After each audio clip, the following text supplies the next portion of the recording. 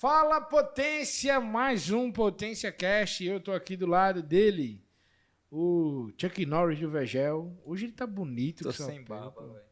Já tirou a barba, não Eu foi, comprei cara? por 200 e pouco esse óculos, dividi em 7 vezes, lá na Luana Araújo, óculos. Que estilo, né, cara? E ele sai aqui, ó. Olha pra isso. Quem era Quebra- esse cara, hein, bicho? No Vegel. Não tinha. Quando eu morava no Vegel, não tinha essas coisas lá, você não, velho. Tinha não. Ó, mais um episódio do Potência Cast. Dessa vez a gente vai fazer um episódio imersivo pra entender. Inclusive eu tô curioso, Carlos Jorge. Como é que é a Importante. vida É de um importante. conselheiro tutelar? Porque eu, inclusive, quando eu vi a pauta do nosso convidado, um conselheiro, a primeira coisa que eu quero perguntar primeiro é o seguinte, Vinícius, seja muito bem-vindo, Potência. Obrigado, meu Aqui amigo. ao Potência Cast. Como você é conselheiro, queria que você me desse um conselho. Acha? Vale? Não foi boa, foi boa. Vale a pena eu estar aqui do lado do Carlos Jorge esse tempo todinho? Vale. Vale? Jorge é uma referência, né? Ah, então beleza, eu gostei do... Então tá bom. Tá bom o conselho. Vinícius, me diz aí, cara, o que faz um conselheiro tutelar primeiro? Pessoal, boa tarde, né? Você que nos acompanha. Que alegria poder participar desse podcast, do Potência Podcast. Então, o Conselheiro Tutelar, ele atua, né? Ali dentro do Conselho Tutelar. E ali a gente atua para poder garantir o direito das crianças e adolescentes, né? Direito à educação, à saúde, à assistência social, à dignidade, ao respeito, né? Ao bem-estar. Então, a atribuição do Conselho Tutelar, né? Enquanto um órgão de colegiado, né? Nós somos compostos por 5 conselheiros, né? E aí a atribuição do Conselho Tutelar não é do conselheiro, né? E então aí a gente está para poder exercer essa função. Entendi, são 10 regiões, né? Isso, em Maceió nós temos 10 conselhos, Certo. né, cada conselho em uma região administrativa, e dentro dessa região administrativa existem 5 conselheiros. Você faz parte de qual região aqui de Maceió? Região 2, aquela ali da Zona Sul, né, do nosso amado Vegel. Aí tá certo, cara. E adjacência, né? Porque É. cobre Vegel. Vegel, Prado, Trapiche, Ponta Grossa, Centro, Levada, Pontal, Rapaz, Prado. 5 conselheiros pra dar com tanta coisa. É É muita uma coisa. missão árdua. Qual hora de trabalho de um conselheiro tutelar? Rapaz, a gente só tem hora para começar, mas para encerrar não tem hora. Nós ficamos sempre de plantão, né, em toda a Maceió. A cada dia sempre tem um conselheiro de plantão, então toda a Maceió é sempre coberta pelo conselho tutelar. Muito bacana, Vinícius. Como é que você chegou a pensar? Porque eu sei que para ser conselheiro tem uma votação, não é isso? Sim. Tem. Mas Tem eleição. primeiro precisa ter um desejo, né, da sua parte, né? Como funcionou isso na sua vida para poder chegar a ter o desejo de se candidatar a ser conselheiro tutelar? Certo. Esse desejo ele surgiu dentro da graduação, né? Eu sou graduado em psicologia e ali a gente pagou uma matéria de políticas sociais e também uma outra matéria de psicologia jurídica, né? E ali a gente começou a trabalhar o Estatuto da Criança e do Adolescente, eu fui começando a despertar um desejo, um interesse pelo Estatuto. E, posteriormente, eu comecei um estágio dentro da educação no município, né? E ali eu percebi essa ausência de atuação do Conselho Tutelar quando era necessário. E ali surgiu esse desejo, né? Comecei ali a partilhar com alguns amigos mais próximos. E eu fui começando a pesquisar sobre o que é o Conselho Tutelar. E em 2018 eu saí candidato, né, onde eu fui eleito com 400 votos. Né, fiz um trabalho dentro da comunidade que nesse último pleito eu consegui dobrar minha quantidade de votos. Eu fui eleito com 1.089 votos, né, votos que foram Mais do conquistados. que dobrou, né? É verdade. Porque foi 400, mais de 1.000, mais de 200%. Né? E ali foram pessoas que confiaram, né, no nosso trabalho e que perceberam que foi um trabalho levado a sério. Então, o desejo de atuar enquanto conselheiro, ele partiu dentro da faculdade, desse estudo do Estatuto da Criança e do Adolescente. Aí o ECA, né, assim, o pessoal que não sabe, é o Estatuto da Criança e do Adolescente, que é ali a Bíblia, né, da garantia de direitos para crianças e adolescentes. É um tema muito profundo, né, porque a gente sabe que perpassa questões sociais, muitas vezes por vulnerabilidade, dentro de um seio familiar desestruturado, né, tem tanta circunstância, né, muitas vezes de uma criança passa. Agora, a gente tá vendo muito viralizar esses dias um vídeo da Aimee, né, que é ela voz e violão participando ali de num show de talentos, e ela meio que na canção dela denunciando o que acontece em Marajó, né, em relação ao abuso de criança e adolescente, ao tráfico também de órgãos, né, que existe Sim. também muitas vezes, e ao abuso sexual, trabalho escravo infantil. Então, assim, e você atingir uma criança, você realmente está penalizando o futuro, né, de uma região, de uma cidade, de uma nação. E a forma como uma nação acolhe suas crianças, ela determina o futuro, né? Então, o Brasil ainda, né, infelizmente, algumas regiões ainda, principalmente no Nordeste, os indicadores são muito sérios, né, em relação à vulnerabilidade social de crianças e adolescentes, o abuso, o trabalho infantil. Então, assim, a gente fica aqui meio que nessa esperança contínua, mas a realidade também é muito cruel. Sim. E esse é o papel do Conselho Tutelar, na minha opinião, um pouquinho de experiência, também passei nessa linha aí, né, na assistência social, de garantir esse direito, de garantir essa proteção. Muitas vezes a criança ir para a escola minimamente, né, ali, ter o básico, a criança ter uma creche, ter uma escola digna, os pais ter toda uma assistência social por uma rede multissocial. Mas na sua opinião, irmão, dentro da tua experiência, assim, olhando para o retrato a nível nacional, ou também pode olhar um pouquinho para o estado de Alagoas ou Maceió, hoje como é que está, né, o impacto na vida da criança e adolescente, seja... melhorou nesse acolhimento da garantia de direitos? Ainda a gente vê um nível de vulnerabilidade alta? Como é que, de forma geral, você diagnostica o retrato para a criança e adolescente hoje? Eu acho que falar de direitos humanos dentro do Brasil é falar de luta, né? Então, assim, a luta pela garantia de direitos da criança e adolescente, ela é contínua, né? Infelizmente, nós estamos inseridos ainda em um estado, né, que é bastante que diariamente nós recebemos notícias de abuso e de exploração sexual infantil, né? Isso não somente acontece dentro da periferia, mas, claro, em um número maior dentro da periferia, né? Mas também acontece em diversas realidades, né? E o que nos preocupa é que esses estão sendo notificados e os que não estão sendo subnotificados. Né? Então, a exploração, o abuso sexual, a violência física, a violência psicológica, institucional, né? A violência também de patrimônios, de documentos, né? Da criança e adolescente, ela é algo que é contínuo, que infelizmente parece que é um ciclo, né? de violências. Né? E aí acontece quando aquela criança está ali dentro de uma situação muito mais vulnerável, né? E por estar em desenvolvimento, né, existe essa lei, né, que é o Estatuto da Criança e do Adolescente, que dá a ele, né, a prioridade absoluta, a garantia de uma proteção integral, e que, por muitas vezes, não é posto em prática, né, pelas autoridades.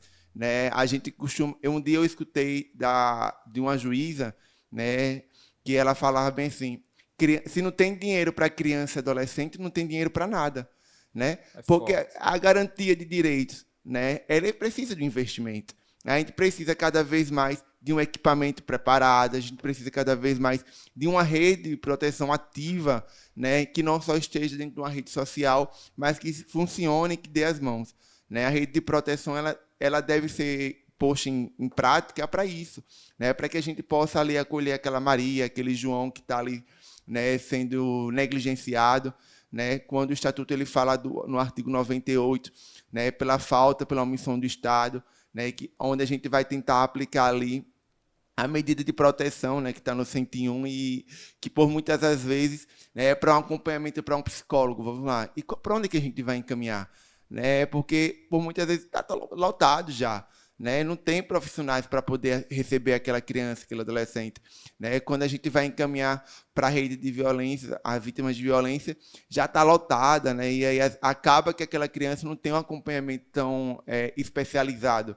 Né? E aí é necessário ter esse olhar atento, né? Para que a gente possa, de fato, romper com essas barreiras, né? Romper com as demoras dentro dos processos, né? A gente vê aí casos que dão inícios e que acaba que a criança ou que a família vai normalizando que já não vai dar mais certo, vai parar a situação, nada vai encaminhar, porque cada demora, né, que acontece. Cadê a prioridade absoluta? Né? Cadê a proteção integral? Onde é que está? Só está em lei? Né? E quando a gente começa a cobrar, a gente é visto de outras formas.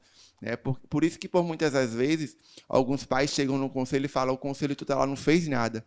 Né? Mas o povo esquece que o Conselho Tutelar ele é um órgão de requisitar os serviços. Né? Nosso trabalho ele é feito de início, né? Nós encaminhamos a situação, mas é um trabalho mais silencioso, né? Mais de articulação. Né? Então, falar de direitos humanos, infelizmente, ainda no Brasil, é algo que é desafiador, né? Algo que é prazeroso quando a gente consegue, sim, sanar algumas situações, mas acho que eu consigo definir como ainda algo penoso não, na verdade, algo com muitas dificuldades. Achei muito interessante o papel de entender um pouco mais sobre o papel do conselheiro, né? E aí dá para entender que faz um papel importante das políticas públicas, de levar, de ser uma resposta da sociedade mesmo, daquela região que você está ali representando e cobrar um pouco mais das políticas públicas que faltam realmente, né? E o quanto que é importante o papel do conselheiro quando a gente está falando de uma região que tem periferias, por exemplo, né? Como o Vegel, como outros bairros que tem por aqui. Nós que viemos do Vegel, a gente sabe o quanto que falta política pública dentro da nossa região e é muito importante ter esses papéis. Agora, esse papel do conselheiro. A gente fala muito que o nosso público são muito empreendedores, pequenos empreendedores, microempreendedores. Eu acredito que o conselheiro também tem um papel importante ali, junto ao empreendedor da região, para poder também trabalhar essa parte com a sociedade local, ver como pode ajudar e como pode proteger também, né? Essa Sim. parte lá.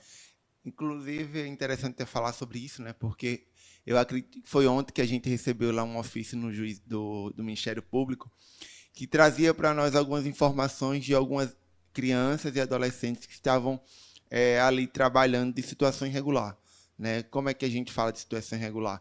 Né? Trabalho infantil, né? Crianças que estavam lá dentro do mercado vendendo verdura, vendendo fruta, que não estavam matriculadas, né? Que estavam ali em situação de mendicância, né? E aí é interessante que as pessoas comecem a entender que para isso existe o jovem aprendiz, né? Aquele adolescente ali a partir dos 14 anos que já pode desenvolver um aprendizado dentro da empresa, né? Desenvolver algumas funções administrativas, né? E ali tem uma lei que protege esse adolescente e protege também o próprio empreendedor, né? E ali para que as pessoas possam buscar, né, parcerias com o Cine, né? A gente tem encaminhado muitas situações para o Cine, né, para que os pais, né, façam cadastro dos seus adolescentes dentro desse serviço, né, para que entendam a importância de um trabalho correto para os seus filhos, né? Até porque eles têm uma carga horária diferenciada, eles têm que cumprir também essa carga horária dentro da escola, né? E aí, quando a gente vai olhar essas realidades que nos são trazidas, né, de maneira irregular, as crianças não estão matriculadas, né? Criança não tem que estar trabalhando, tem que estar estudando, né? Já o adolescente, a partir dos 14 anos, ele já pode, sim, né, desenvolver algo dentro da lei, né, algo que possa, assim, garantir a sua permanência na escola, né, com horário estipulado, né, tudo ali certinho. Então, a gente, quando é acionado para essas situações, que, por exemplo, chegou através do Ministério Público, né, a gente faz toda uma orientação, aplica as medidas de proteção para a criança e para o adolescente, e quando nós vemos alguma irregularidade, a gente comunica a quem de fato é de direito, né? A gente encaminha a notícia de fato para que esteja tudo ali, esteja tudo alinhado.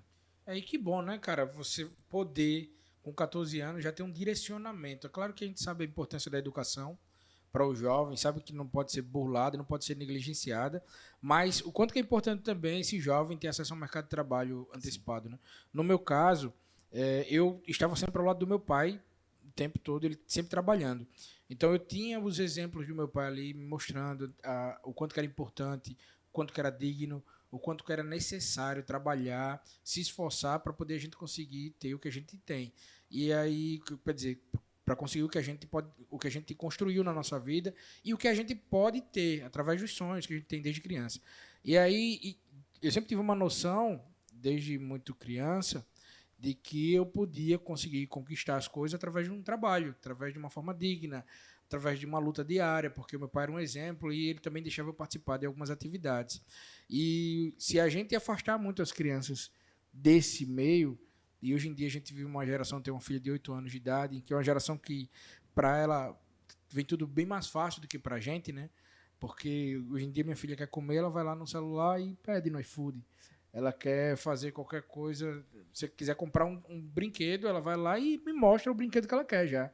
já mostrando o preço, já mostrando quantos dias que chegam em casa e tudo mais. Então, por ter essas facilidades, acaba que a geração de hoje em dia também é uma geração mais inteligente, mais acelerada pela tecnologia, mas em compensação é uma geração que vai se afastando um pouco mais de algumas dificuldades que eu, por exemplo, presenciei bastante na minha infância.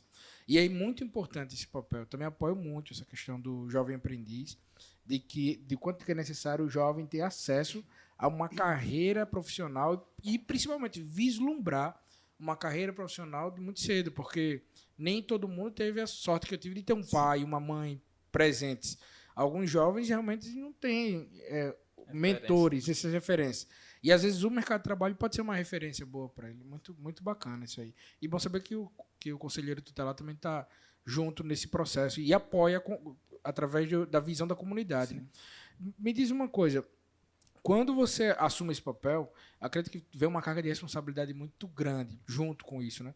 Não é só, além das atividades que você já passou para a gente, além das demandas, acredito que o pessoal vai bater na porta da sua casa mesmo, quem lhe conhece mais próximo, vai estar o tempo todo falando no seu celular. Como é que é o dia a dia, falando do dia a dia do conselheiro, sabendo que tem junto a responsabilidade uma carga de demanda que é até emocional, de ter aí as pessoas lhe cobrando e pedindo e falando, pedindo que você represente alguma coisa o tempo todo.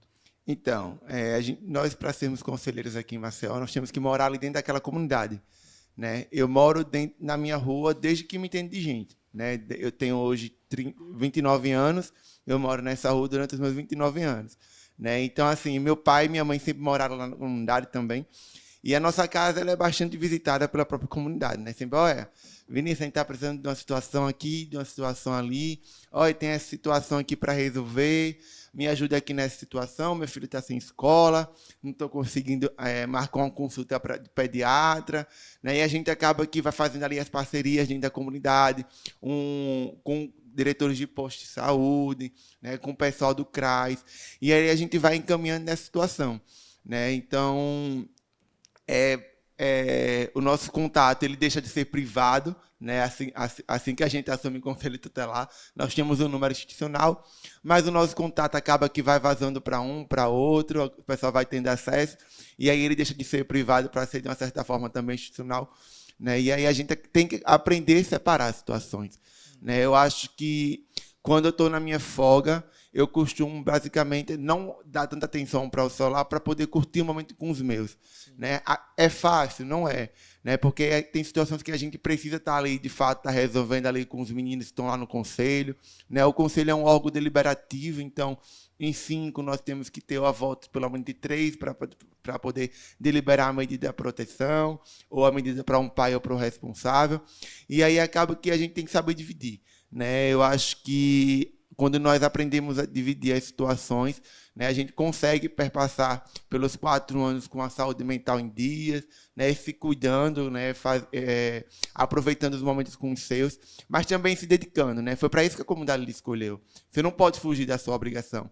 Né? Durante os 4 anos do meu mandato, o último mandato, e durante esse último mandato, né, eu me comprometi a ser conselheiro tutelar. E ser conselheiro, estar conselheiro tutelar é diferente de ser. Né? Infelizmente, nós temos, né, pessoas que ocupam um cargo, né, e às vezes não se dedicam tanto quanto os outros. Né? Isso é normal, em qualquer categoria a gente vai encontrar. Né? Mas durante os meus 4 anos de mandato, eu procuro dar o meu melhor, né? Busco diariamente fazer parcerias para que a minha comunidade, né, não apenas as crianças e os adolescentes, estejam bem representadas. Né? Eu levo o nome do VEGEL para onde eu for com muito orgulho. Né? Foi o VEGEL que, só no VEGEL, eu tive 700 votos. Então, assim, o VEGEL, para onde eu vou e para onde eu chegar, sempre vai ter um lugar especial no meu coração. Então, eu não posso fugir dessa obrigação. Foi o VEGEL que me colocou lá, claro, os outros bairros, mas de maneira muito especial. Né? Então, eu não posso fechar minha casa para esse povo, porque onde eu estou foi eles que me botou. Né? Mas eu também tenho que saber separar. Né? A hora que é para eu estar na igreja, não é hora de mexer no celular. A hora que é para eu estar no conselho é para dar o meu melhor. Né? A hora que eu estou com a minha família, eu tenho que aproveitar esse momento com eles. É isso. Aí a gente vê que, assim, vê como missão também, né? Porque é uma profissão, assim, uma carreira de vida Que agora, eu acho que o maior desafio é esse esforço, né? A cada 4 anos tem que fazer meio que um mandato de estar ali porta em porta, pedir o voto. Eu acho também isso muito democrático, porque isso também, se a pessoa também não for um bom conselheiro, você tem a opção de tirar ele daquele mandato, mas também, se ele estiver fazendo um bom mandato, vai acontecer o que vai acontecer contigo, né? Ali, primeiro pleito, quase 500 votos, no segundo, mais que dobrou, assim, com o número de votos, e a gente fica... Assim, isso é a comprovação que a população realmente tem visto o trabalho, né? Você como referência, né? Claro que tem outros conselheiros que em breve vou chamá-los aqui também, pelo carinho, pelo cuidado que a gente vê a Alô. Tem um trabalho também integrado, né? Porque a gente não vê o Vinícius sempre só. Tem uma equipe lá de conselheiros também que ali na parceria tenta agregar, tenta conciliar, mas a gente sabe que é uma luta muito, muito... De vez em quando até injusta, né? Sim. Muitas vezes a gente vê o trabalho de alguns conselheiros, assim, árduo, de querer, de certa forma, também uma proatividade da própria rede. Muitas vezes a acolhida não é tão rápida, o tempo de resposta não é tão rápido e fica sempre um desafio, né? Como você diz, de muita demanda para pouca infraestrutura, né? E como isso pode agregar. Vinícius, olhando um pouquinho para a vida e olhando também um pouquinho de forma profissional para o mandato do conselheiro tutelar, a gente também sabe que existem algumas exigências para ser conselheiro tutelar, né? Não é, vou chegar lá, vou ser conselheiro. Eu cheguei lá no dia para a noite, vou ser conselheiro tutelar, vou ter um mandato aí, deixa comigo que eu faço um trabalho lindo, não sei o quê. A gente sabe que não é só isso. Tem uns pré-requisitos, né? Um desses você até falou que precisa morar na região, né? Naquela região administrativa do Conselho Tutelar, para poder, no mínimo, concorrer ao mandato. Mas no currículo e nas obrigações de critérios, o que é que exige hoje? Vai que alguém de alguma região administrativa, algum lugar do Brasil, no próximo pleito queira concorrer, mas assim, minimamente, né? Dando aqui um briefzinho, o que é que uma pessoa que queira concorrer ao pleito do Conselho Tutelar precisa ter? Eu sei que os pré-requisitos né, como você já falou, a região administrativa precisa ter o ensino superior hoje, né? Sim. Que eu acho que isso foi um grande diferencial, porque isso torna a função técnica, né? Você ter, né, um nível de conhecimento um pouquinho ali a mais, porque antes existia o ensino médio, mas a gente sabe que muitas vezes, né, uma pessoa como você, um profissional como você, que tem ali o curso de psicólogo, você vai olhar com outros olhos, né? Aquela abordagem com a criança, com a família, porque você tem a competência técnica da função de conselheiro, mas também do psicólogo, né? Para poder abordar. Nos critérios, o que é que hoje, né, alguém queira concorrer no Brasil ou no mundo ao conselheiro tutelar? O que é que precisa? Então, existem duas situações. Na lei federal, né, ela fala que é preciso ter acima de 21 anos de idade, né, ela fala sobre a questão de morar dentro do município, ou seja, quem for concorrer de Maceió não pode morar, vamos lá, em Marechal Deodoro, tem que morar em Maceió.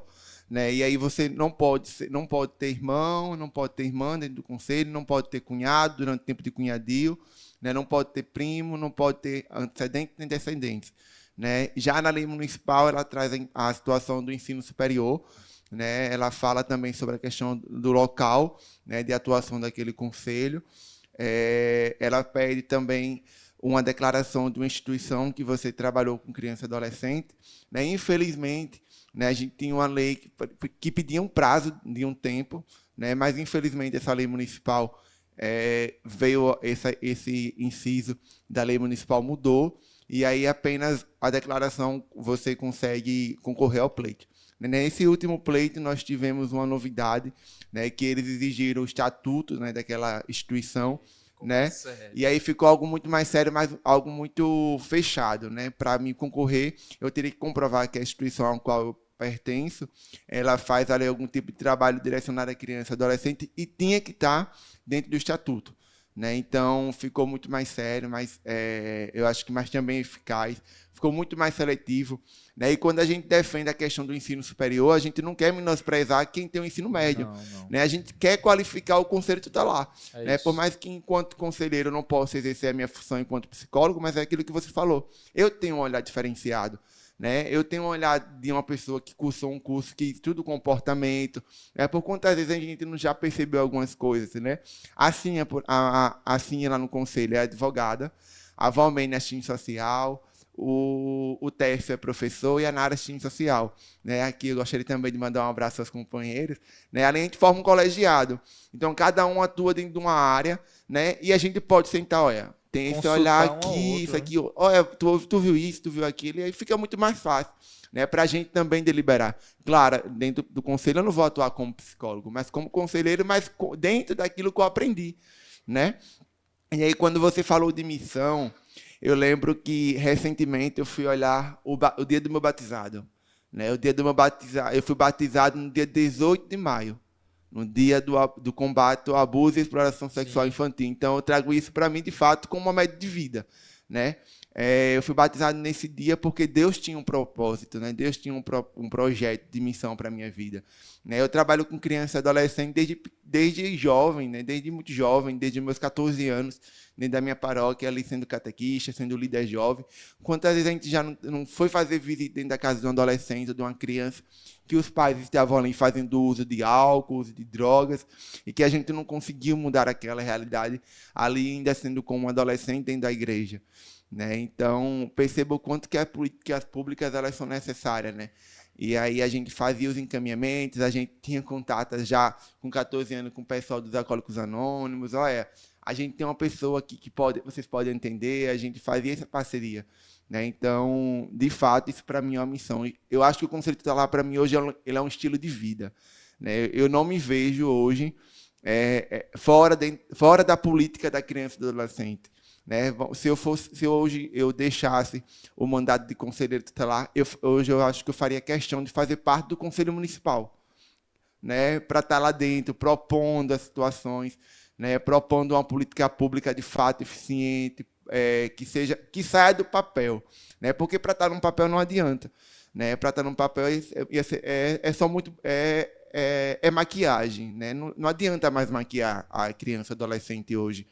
A política da criança e adolescente ela já foi muito maquiada, né? Acho que é hora da gente tirar ela de um arquivo e colocar ela em prática, né? É hora da gente sonhar, né, com uma nova realidade e trazer essa nova realidade porque é possível, né? A gente tem tantas realidades aí que a gente vê, né, que pode sim fluir, né? Quantas vezes a gente, quando você era da assistência, quantas vezes a gente bateu na porta, olha, a gente está precisando disso, né? E com a parceria foi possível, né? Claro, existia a dificuldade, né? Mas a gente nunca recebia um não. Não, a gente vai tentar e tanto é que tentou que a gente conseguiu, né? Por exemplo, celulares, né? Foi uma luta sua, né? Para a gente ter conseguido 15 celulares para alguns conselheiros, né? Celulares que eram sair do analógico para um digital, né? Então, assim, o quanto que é necessária essa aproximação, né? Tanto do poder público, executivo, legislativo, com o Conselho Tutelar. Então, aqui a gente fica aqui essa provocação, né? Não apenas para o poder público municipal, mas para o poder público estadual, porque lá existe o CRAD, existe o Hospital da Criança, existe a rede de atenção às vítimas de violência, né? Mas para que a gente possa estar mais juntos, né? Existe a segurança pública, né? Que, por exemplo, ontem eu fui para uma situação, a gente precisou chamar a segurança pública, e ali a gente demorou, acho que, por volta de 1 hora, para uma criança e para um adolescente, que é prioridade absoluta, né? E que eu acho que se não tivesse uma articulação por parte do Conselho para chamar uma outra viatura, a gente ficaria até hoje, né? Então, a prioridade absoluta ela é, por muitas vezes, esquecida por parte do Estado, né? Por parte do Poder Executivo. E a gente vê também uma certa, sei lá, ignorância também, muitas vezes, desse papel do próprio Conselho Tutelar, como a gente falou no início, né? Parece que o Conselho Tutelar tem que, né, notificar, tem que prender, tem que ser o juiz. Não, pessoal, o papel do Conselho Tutelar é garantir direitos. Observou ali o caso, vai notificar e passar para as redes, para que os órgãos deliberem ali, né, o que precisa ser tomado de providência, para que haja, né, essa proteção social dessa criança e adolescente. E muitas vezes o que falta é essa proatividade, né? Muitas vezes até existe a instituição, muitas vezes até existe o serviço, mas a demanda é muito alta, né? Quando chegar lá já tem uma demanda gigante, assim, de vários casos, né? Infelizmente no meu caso, né, fui vítima do abuso sexual na infância, né, então assim, é muito delicado o tema, sem amparo nenhum, sem suporte nenhum, não notifiquei porque não tinha coragem muitas vezes, que fica ali acuado, fica ali com o psicológico sendo abalado, né, porque alguém sempre vai pedir para você ficar calado. E aí o que me salvou, minha esperança, foi a vizinha de casa, que me adotou como um filho querido, que me ressignificou, que me amou, e eu dava trabalho, né? Porque eu dava menino problemático por causa dessas traumas e tantas coisas. E ali a minha cura foi essa amizade, esse carinho, esse cuidado dela. E foram longos anos de dedicação dela comigo. E ela faleceu, mas eu já estava bem ressignificado na alma, já tinha estrutura mínima emocional. Mas se ela não tivesse passado pelo meu destino, eu acho que não estava nem aqui. Porque era um cara problemaço, assim, um cara que ninguém queria estar perto, em casa era problema, era assim, apanhava muito, porque ninguém dava conta do cara. Então, assim, se não fosse ali Dona Maria Madalena, que vestiu os 7, 8 longos anos de vida dela, para transformar a minha vida, meu irmão, eu não sei o que seria de mim nesse processo, sabe? Então, é muito delicado. A gente, mais uma vez, reforça também o apelo aqui do Vinícius, né? Para que essa rede se integre cada vez mais, sim, que os serviços sejam cada vez mais ampliados, né? Eu ainda lembro que, na época, eu estava na secretaria, trouxe 2 Jeep Renegades lá, né? Um carrão do ano, bonito, tal. Não sei nem como é que tá o uso desses carros hoje. Mas, assim, para tentar, de alguma forma, trazer estrutura mínima, dar dignidade também dos equipamentos, né? A gente já estava meio que licitando muita coisa para melhoria, o que não podia já é trocar de espaço, assim, sempre pensando nessa melhoria contínua dos conselhos tutelares. Por quê? É como o seu relato lá da juíza, né? Se você não tem dinheiro para criança e adolescente, então não tem dinheiro para mais nada. Né? Então é isso. Gostei na verdade, eu tenho uma pergunta, Vinícius. A gente pode divulgar seu Instagram aqui, não pode? Pode. O Vinícius, eu já vi lá, Vinícius Eloy CT. CT. O que significa CT? Conselho tutelar. Ah, beleza. Entendeu porque é estilo de vida? Óbvio. Foi meio óbvio, Marco. Tu nem pra me dizer um negócio desse, pra me antecipar. Não, mas vai que for centro de treinamento. Exatamente. Vinícius Eloy, centro de treinamento. Vinícius Eloy, centro de treinamento. Ô, Vinícius, eu queria que você puxasse da memória. Acho que você já passou por diversos casos, mas às vezes é interessante a gente contextualizar alguma história que para você foi impactante, que você acompanhou de perto, que você vivenciou, sem dizer quem são as pessoas, mas alguma coisa que você já presenciou, de algum jovem que você foi lá atender, alguma família que impactou você, que tipo, te emocionou e você saiu de lá com a carga emocional pesada por conta do caso? Existe uma família, né, que a gente acompanhava, que era situação de rua, né, e tinha uma referência familiar, que era a avó, que era dentro da comunidade da Brejal, e ali a gente percebia que aquela avó não tinha como continuar a cuidar com aquelas crianças, né. E aí não era pela questão da pobreza, né, porque o Estatuto fala que a pobreza e a condição financeira não é motivo nenhum para a perca do poder familiar, mas era situação de negligência. Né? A gente percebia que a avó negligenciava, a gente percebia que tinha uma vizinha que ele ali explorava, né, daquela criança, era criança ela ainda, de uma criança, e não explorava no sentido de um trabalho infantil, para a lida de casa, para servir a filha dela, ali para fazer a comida, a menina acho que tinha por falta de 11 anos de idade. Né? E ali aquelas crianças, a gente foi diante de uma situação. Foi um dos nossos primeiros casos, nós deliberamos, né? E ali a gente encaminhou essas crianças para o acolhimento institucional. Hoje essas crianças foram adotadas, né? Vivem uma outra realidade, né? Existe também um outro caso, esse para mim é o mais marcante, porque era uma criança no tempo de 10 anos de idade, né? 11 anos de idade.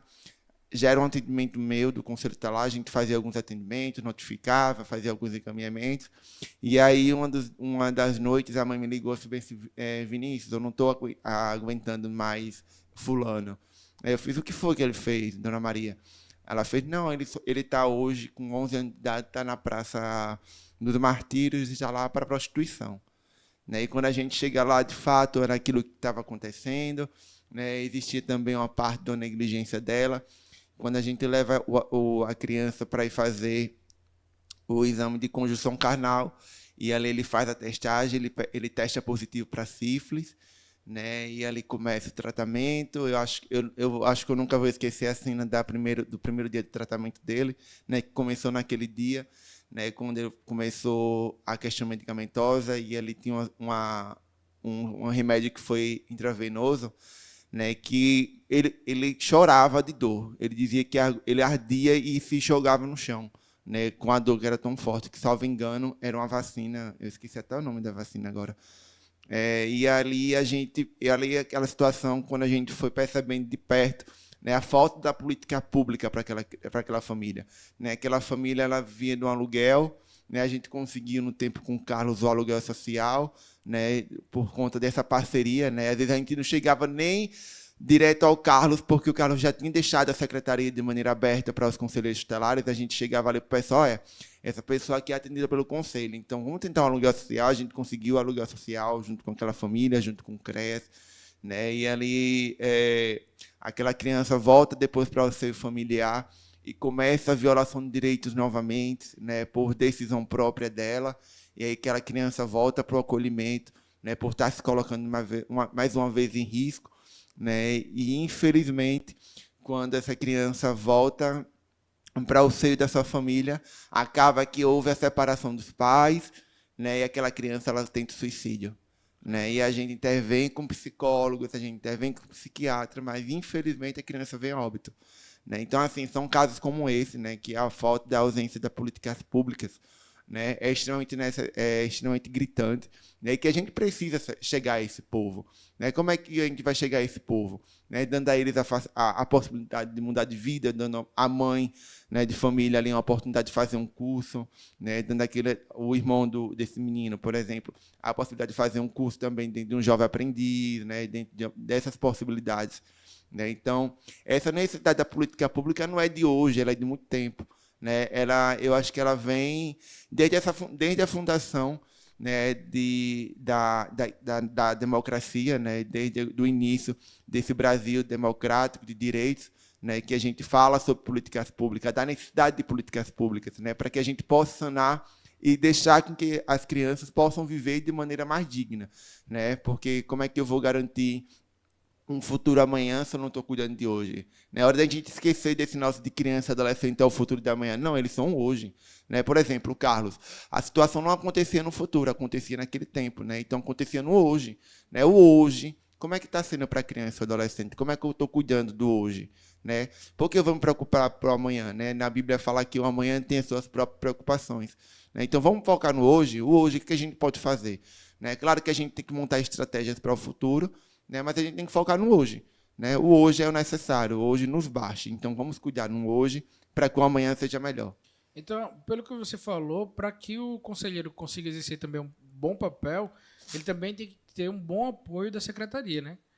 Se não tiver um bom apoio, também você não consegue exercer o seu papel. Né? Sim, o conselho é um órgão autônomo, né? Mas aí a gente faz os encaminhamentos. E é por isso que as secretarias precisam estar atentas e precisam dar o acesso necessário, né? Não é porque é o conselho tutelar, não é porque é o Vinícius, não é porque é o fulano, é o ciclano, não, mas é porque é uma criança e adolescente. E é dever do Estado. E quando a gente fala Estado, né, a gente fala do poder público. Né? Não é do Estado no sentido de esfera, é o poder público, né? Então o Estado precisa estar atento a essa situação, né? O Conselho Tutelar, ele tem uma das suas novas atribuições, é a articulação. De fato, não é nova articulação em lei, né? Mas é o que a gente sempre fez, né? Necessário articular a assistência com a saúde com a educação, né? E a gente faz esse papel de articulação. Então, quando existe esse quebrar entre a rede, esse soltar as mãos, né, aí fica cada vez mais difícil. Você que está dentro, imerso na comunidade, eu vi aqui na internet, não sei se é verdade, né? Vou só jogar aí, viu? É verdade que tem políticos que só vão lá na comunidade de 4 em 4 anos mesmo, atrás do voto? Ou isso é conto de Natal? Sim. Assistiu os cabas de Maceió hoje, não fez assim? Não. Foi que tu viu lá o vídeo lá? Vi não, assisti não. Mandou desenterrar lá os caras lá. Foi mesmo, foi. Foi, pô. Eu não assisti ainda, não. Foi. Mas é verdade isso, você que tá lá imerso nisso aí, é verdade que tem alguns personagens, não vamos citar nome nenhum, que só procura lá a comunidade, os conselheiros de 4 em 4 anos, quando vão precisar de voto em uma nova eleição? Infelizmente, essa é a realidade, né? Eu acho que essa não é uma realidade somente em Maceió, mas em todos os locais, né? Que, infelizmente, nós não temos políticos comprometidos, né? A gente não tem ainda pessoas que, de fato, queiram desempenhar esse papel junto com a comunidade, né?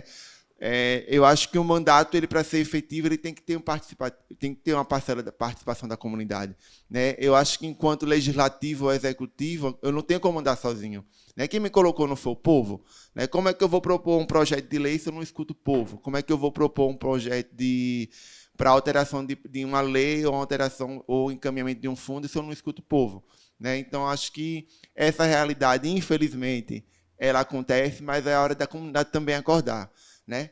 Quem é que veio trabalhando durante esses 4 anos? Quem que a gente pode renovar, né? O que é o bom, né? Essa é a hora de separar o joio do trigo, né? É a hora da comunidade começar a entender da importância da política, né? Porque a política é quem decide o imposto que eu vou pagar, é dentro da política que decide, né, aquilo que é correto, que não é correto. Eu tenho que escolher aquele que vai defender, né, os meus pontos de vista também.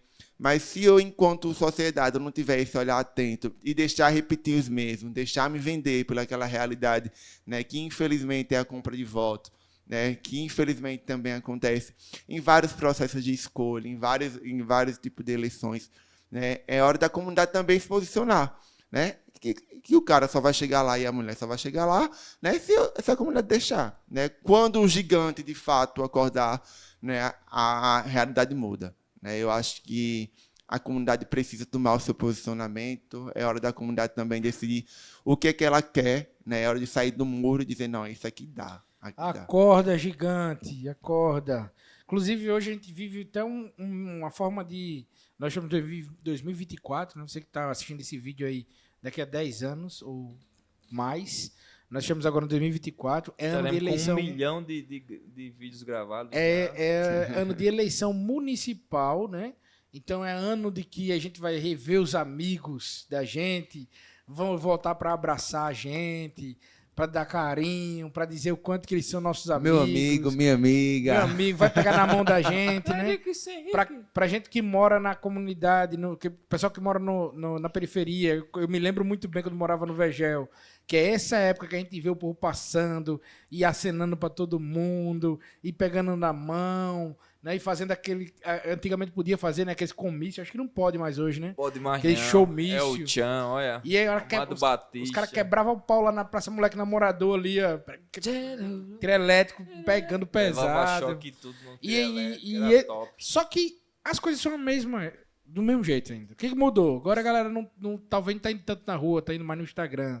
Tá impulsionando mais vídeo, mas vai pra rua daqui a pouco. No momento estratégico eles vão. Então, minha gente, acorda. Vamos olhar, aproveitar o que o conselheiro tá dizendo pra gente. Vamos ouvir esse conselho? Vamos ouvir esse conselho do conselheiro? Né? Conselho bom. Né? Vamos analisar os políticos através de políticas públicas, quem é que está entregando, quem está buscando solução para a comunidade, quem realmente está correndo atrás. Não é só quem está fazendo barulho, não é só quem está reclamando, não é só quem está apontando, é quem realmente está trabalhando quando pode trabalhar. Né? E é fácil de ver, não é tão difícil de ver, principalmente com as redes sociais hoje em dia. Vê o quanto que a pessoa está trabalhando. Aí, Carlos Jorge, nosso candidato do Potência Cast. Ah, tá. Nem eu tô sabendo disso aí. Eu vou candidatar você. Descandidate, viu? Que eu não tô afim, não. A política precisa de pessoas como você, cara. Pra gente começar a acreditar na política novamente, sabe? Com muita alegria. Pessoal, pode ir, eu preciso de água. Pessoal, estamos aqui no Potência Cast, né? Que é Vinícius Eloy tá com a gente. Um dos maiores podcasts do Brasil. A gente tá comprando o Flow e o Podpah. Só falta o dinheiro, mas já a gente compra, se Deus quiser. Estamos aqui falando com o nosso querido Vinícius, conselheiro tutelar. Vinícius Eloy, que no Instagram é @ViníciusEloyCT, que não é centro de treinamento, é conselheiro tutelar. Já é o segundo mandato. Segundo mandato. Então, foi agora de 2023 a eleição. Isso. Então você terminou um agora e já iniciou o outro, ou seja, está menos de 1 ano no segundo mandato, é isso? Acho que 3 meses. 2 meses. 3 meses com a renovação do mandato. Com renovação. Psicólogo, né? Inclusive, eu tenho você falando aí, eu estava pensando que minha esposa também é psicóloga, a esposa do Carlos Jorge também. E Eu acho que eu vou ser psicólogo também. Em Todo breve. mundo então Em acho breve. que vai, Marquinhos, também, psicólogo. Acho que é importante. não, vou não. Eu tô ajudando engenharia, bicho. Eu tô querendo tanto terminar minha engenharia. São 5 anos, pô. Falta muito? Falta 2 anos ainda. Mas passou 3 já. Já teve mais longe, né? E eu já então. vou terminar minha facu esse semestre. Este. Aí é uma luta. Aqui. Fã FGV, um beijo pra vocês e obrigado pela parceria aí, tá investindo aqui nessa carreira desse magnífico empreendedor Tem que social investir em mim. do Brasil e do mundo aqui. Fã FGV, a melhor do mundo. Receba, tamo aí. E é uma luta fazer faculdade, mas estamos na luta. A gente que trabalha, que corre, que viaja, né? Lembrando que esse episódio tem um patrocínio da Conect Automação, A melhor do mundo. que é uma empresa de elétrica e automação É industrial, uma empresa, meu amigo. que está aqui em Maceió Maceió. e em Ananindeua, no Pará. Ananindeua, no Pará. Vá lá, passe lá E pra a gente tomar um entrega café lá os- do pessoal. Entrega os painéis pro Brasil todinho e faz instalação também. Todinho. Nós estamos aqui com o Vinícius. Vinícius, você estava falando sobre a psicologia e eu fui com vontade de perguntar o seguinte. Você falou, né, enfatizou que não atua como psicólogo no conselho, mas que a psicologia ajuda. Eu queria que você detalhasse melhor o quanto que a psicologia ajuda, até talvez usando esse caso, como você falou, de você lidou com o caso de um jovem que estava ali que estava ali passando por um processo difícil, familiar, prostituição, depois culminou no suicídio, né? Então, e quanto que a psicologia ajuda você para exercer esse papel como conselheiro? Então, eu acho que com o olhar da psicologia a gente consegue perceber algumas situações que os outros colegas não conseguem perceber, né? E ali a gente consegue dar uma olhada até onde a criança ela está retraída, porque é retraída ou porque está querendo esconder algo, né? O olhar daquela criança, o que aquele olhar quer falar? Né? Ontem eu atendi uma criança que não conseguia nem olhar nos meus olhos. Eu fiz, por que você não olha nos meus olhos? Olha para mim, rapaz, estou aqui para te ajudar. Né? E quando ele começa a olhar, ele começa a chorar. Aí eu fiz, tá, eu já sei o que está acontecendo. É verdade, né? Aí ele simplesmente balança a cabeça e fala, é verdade. E aí a gente consegue por conta disso, né? Por uma acolhida diferenciada. Né? Eu acho que a acolhida ela é extremamente necessária para fazer o vínculo. Né? Porque por muitas vezes as situações acontecem no primeiro atendimento. Né? E se eu não formular um vínculo bem feito ali com aquela criança, com aquele adolescente, o que vai atrapalhar ou é o que vai facilitar para os futuros atendimentos. Né? Então, esse olhar diferenciado, essa acolhida diferenciada, a empatia, a amizade, né? A possibilidade de entender que o outro está ali também no processo de desenvolvimento, né? De entender quais são essas fases do processo, né? Daquele adolescente que está ali dentro da puberdade, daquele adolescente que está naquela fase de rebeldia, né? Quais são as orientações corretas para ser feito. Eu acho que ela ajuda principalmente por conta disso. Pessoal, estamos ainda aqui para os nossos instantes finais, minutos finais aqui no Potência Cast, que é um oferecimento da Conecta Automação. Estamos aqui com ele, Felipe Vinícius, dando uma aula aqui do papel, né, de uma carreira, assim, de uma profissão que é nobre, né, que é o conselheiro tutelar. Exaustivo, é missão, é compromisso, é dedicação. Ainda bem que a gente tem bons conselheiros tutelares hoje em Maceió, super comprometido, conheço dezenas desses, né? Faz um trabalho altivo, proativo, né? Com grande altruísmo e assim, muitas vezes sacrifica o pessoal, porque muitas vezes tira a grana do bolso, muitas vezes tem que dar uma assistência emergencial ali e muitas vezes também ter essa articulação bem feita com a rede é o esse também desse conselho tutelar, né? Então, assim, esse trabalho integrado é muito relevante. Queria parabenizar, meu irmão, você, porque você se tornou uma referência, né? Já conheci o Vinícius. O Vinícius, na verdade, Eric, eu queria dizer isso aqui, não, mas vou precisar dizer. Esses 2 mandatos, Marquinhos, ele só ganhou porque ele parece comigo. Olha aí, ó. Azurei igual a mim, o nariz, tudo, né? O sorriso. Ganhou 2 mandatos. O Carlos, sério, eu te falei pro Vinícius. Vinícius, o pessoal tá me procurando aqui. Tem um tal de Vinícius dizendo que tá concorrendo, pensando que era eu. Não, o Carlos Jorge, gente, tá concorrendo. Mas, assim, mudou de nome, Carlos Jorge. Fico muito feliz assim, de você ter renovado seu mandato. Né? Fico feliz de você ter renovado seu mandato, né? Porque você é um cara ser humano excepcional, sempre pegando ali as demandas, comprometidíssimo, e a gente realmente fica muito feliz. Eu acredito que vamos aqui para as falas finais, né?